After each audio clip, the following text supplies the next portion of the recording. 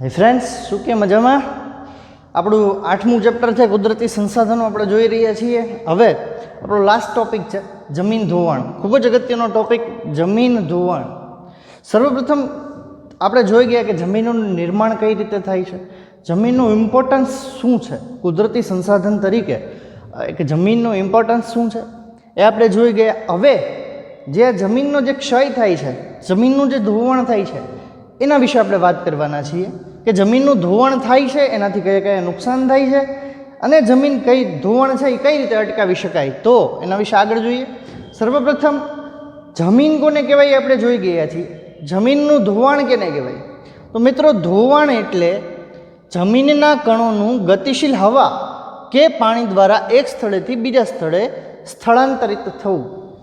આ એની વ્યાખ્યા છે મિત્રો, તમારે યાદ રાખવાની છે કે ધોવાણ છે કેને કહેવાય? ધોવાણ એટલે જમીનના કણોનું ગતિશીલ હવા દ્વારા કે પાણી દ્વારા એક સ્થળેથી બીજા સ્થળે સ્થળાંતરિત થવું. જમીનનું ધોવાણ એટલે જમીનના કણોનું, જમીનના જે બારીક કણો છે, આપણે જોયેલું, આપણે અગાઉ ભણી ગયા છીએ કે જમીનનું જે ઉપલું પડ છે એ બારીક ભૂકાથી બારીક અને પોચા ભૂકાથી બનેલું છે.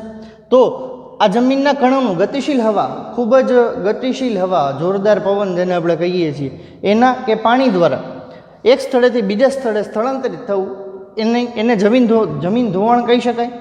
અન્ય રીતે કહીએ તો, બીજી રીતે કહીએ તો કે ઉપલા જમીન કણોનું ઝડપથી કુદરતી બળો દ્વારા અન્યત્ર સ્થળાંતર થઈ જવું. જે કંઈ પણ કુદરતી બળો છે, ખાસ કરીને એમાં આપણે જોઈએ તો હવા, ગતિશીલ હવા અને પાણીનો જે વેગ છે એના દ્વારા જમીનના જે કણો છે એનું એક સ્થળેથી બીજા સ્થળે સ્થળાંતરિત થઈ જવું. હાવ ઇઝીએસ્ટ વ્યાખ્યા છે આ.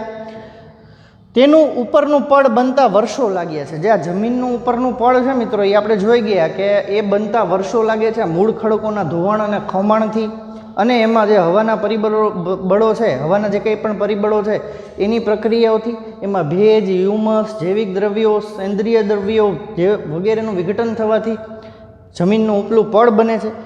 આ જે ક્રિયાઓ છે એ વર્ષોની ક્રિયાઓ છે. આ પડ બનતા વર્ષો લાગ્યા છે.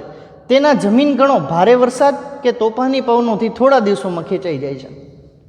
જે જમીનના જે કણો છે, જમીન બનતા, જે પૃથ્વીનું ઉપરની સપાટીનું જે પડ છે જેને આપણે જમીન કહીએ છીએ, એને બનતા વર્ષો લાગ્યા છે. પરંતુ એનું ધોવાણ કેટલા સમયમાં થઈ જાય છે? તો કે અમુક જ દિવસોમાં ભારે પવન એટલે ભારે વરસાદથી જમીનનું ધોવાણ થઈ જાય છે. તોફાની પવનોથી થોડા જ દિવસોમાં ખેંચાઈ જાય છે. અને ખેત ઉત્પાદન ઘટે છે. આના કારણે શું થાય મિત્રો? ખેત ઉત્પાદન ઘટે છે. આ પડની જાળવણી ખેતી માટે અત્યંત જરૂરી છે. શેના માટે? જ્યાં જમીનનું ઉપલું પડ છે એની જાળવણી, જમીનના કણોની જાળવણી ખેતી માટે અત્યંત જરૂરી છે. આથી જમીનનું ધોવાણ અટકાવવું જોઈએ. હવે સર્વપ્રથમ આપણે જોઈએ કે જમીનનું જે ધોવાણ છે એ અટકાવવું શું કામ અગત્યનું? તો કે જમીન છે એ ક્યાંક ને ક્યાંક ખેત ઉત્પાદન આપે છે. મિત્રો, પ્રાચીન સમયમાં આપણે જાણી ગયા હતા અને અગાઉના લેક્ચરમાં કે પ્રાચીન સમયમાં છે એ ભારત સોને કી ચીડિયાનો દેશ કહેવાતો. શું કામ એને? કે જે આપણો ભારત દેશ છે એ ક્યાંક ને ક્યાંક ખેતી પ્રધાન દેશ છે. 60થી 65% ઇકોનોમી આપણા દેશની ખેતી ઉપર નિર્ભર છે. અને આ ખેતીનું જે ઉત્પાદન છે, આ વિવિધ પ્રકારના ધાન્ય પાકોથી લઈ કઠોળ પાકો, તેલીબિયા વગેરે જે કંઈ પણ આપણે ખેત ઉત્પાદન મેળવીએ છીએ એ કોના ઉપર નિર્ભર છે? તો કે આપણી જમીન ઉપર, આપણી જમીનની ફળદ્રુપતા ઉપર, આપણા જમીનના પ્રકારો ઉપર. જે આપણે જોઈ ગયા એ વિવિધ વિશિષ્ટ જમીન છે. આપણી પાસે જે કંઈ પણ 8 પ્રકારની વિશિષ્ટ જમીનો છે એમાં ક્યાંક ને ક્યાંક અત્યંત અને સારું એવું ખેત ઉત્પાદન આપણને મળે છે. અને એની ઉપર જ આપણી જે ઇકોનોમી છે, આપણું જે જીવન નિર્વાહ છે એની ઉપર ક્યાંક ને ક્યાંક ટકે છે.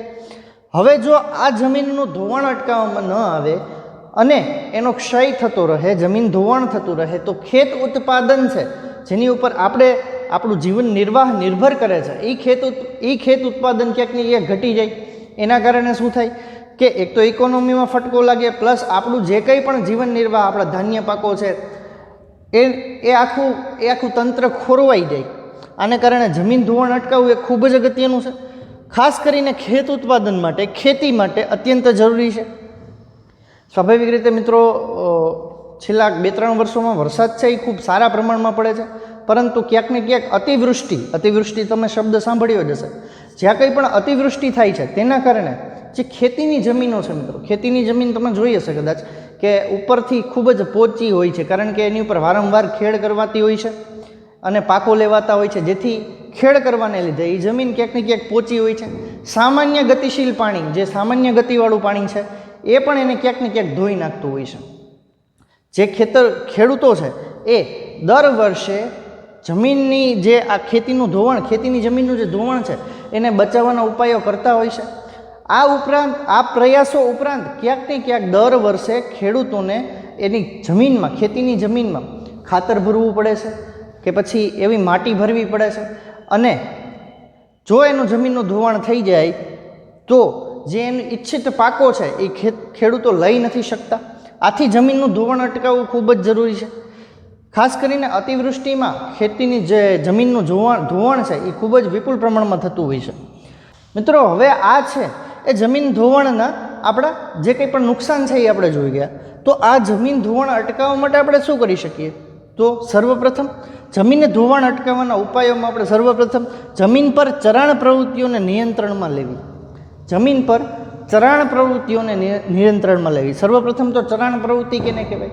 જે નાના મોટા પશુઓ દ્વારા જે કંઈ પણ જે ઘાસ છે કે કંઈ પણ એવી વનસ્પતિ છે જે જમીનમાં ઉગે છે, એ વનસ્પતિનું જે ભોજન તરીકે ઉપયોગ કરવામાં આવે છે, ખાવાની પ્રવૃત્તિ, જે ચરાણ પ્રવૃત્તિ જેને કહી શકાય, એ જે આપણે દેશી ભાષામાં એને ચરવું કહી શકીએ કે આ માલઢોર ચરી ગયા, આ વનસ્પતિ ચરી ગયા, આ ઘાસ ચરી ગયા, એ જે વસ્તુ છે એ ચરાણ પ્રવૃત્તિ ક્યાંક ને ક્યાંક નિયંત્રણમાં લેવી જોઈએ. શું કામ એને?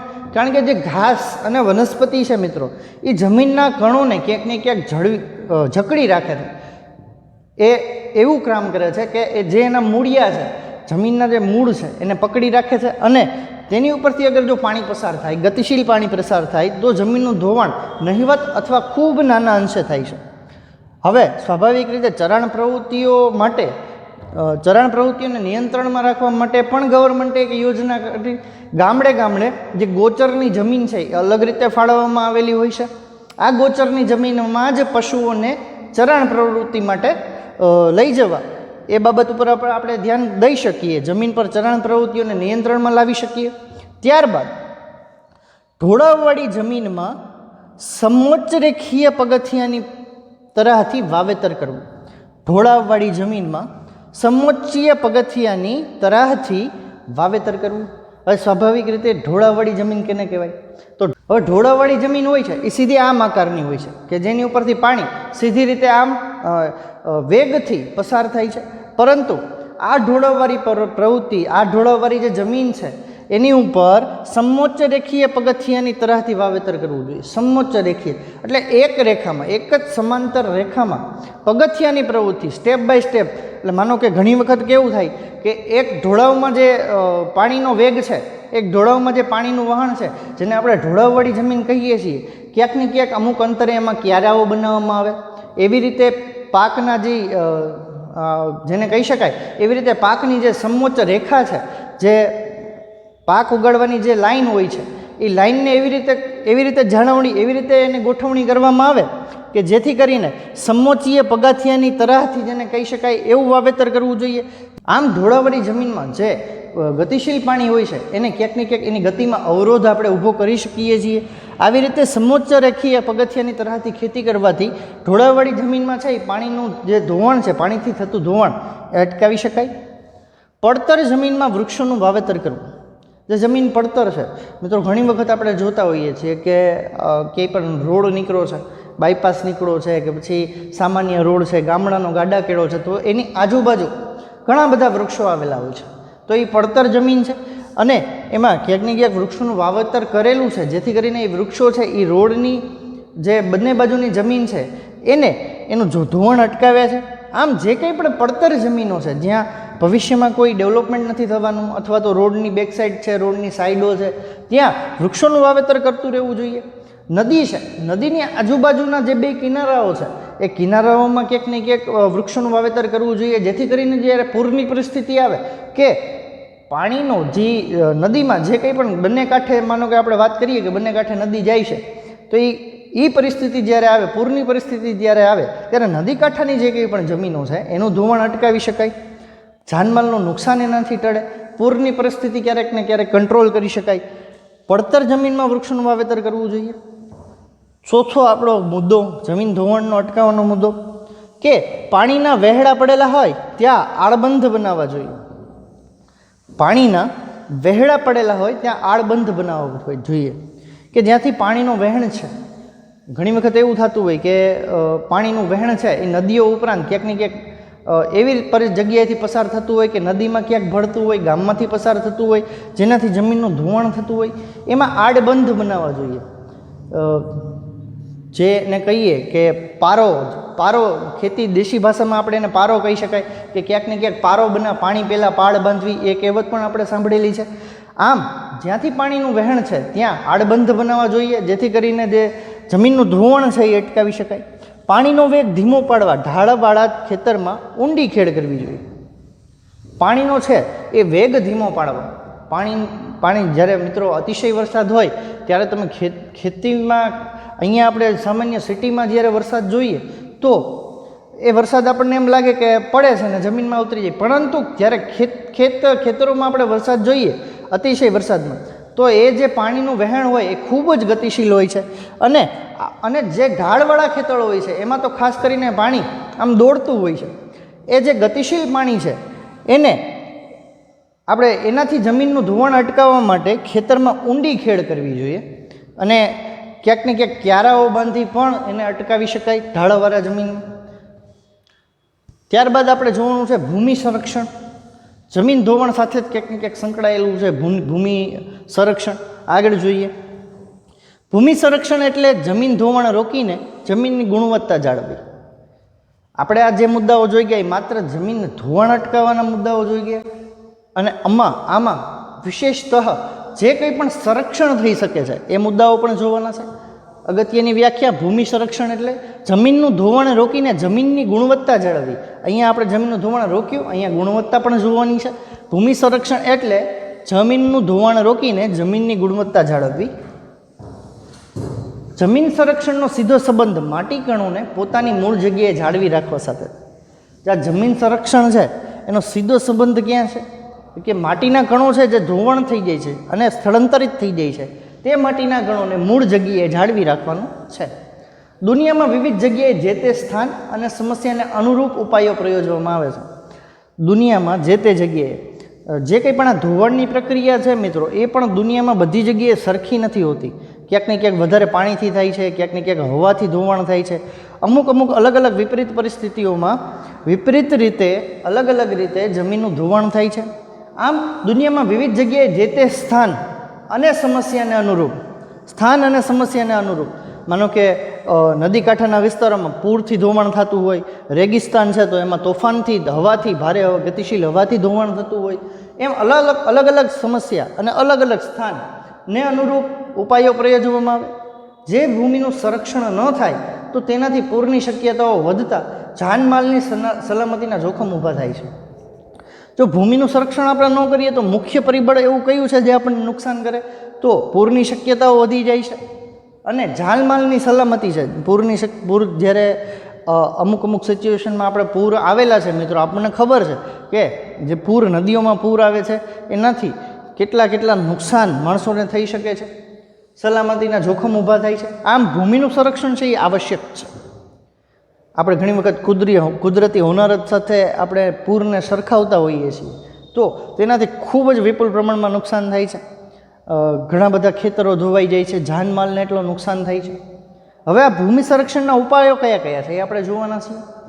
ભૂમિ સંરક્ષણના ઉપાયોમાં પહેલું ઉપાય, જંગલોના આચ્છાદનને કારણે તેના મૂળ જમીન કણોને જકડી રાખી શકે છે.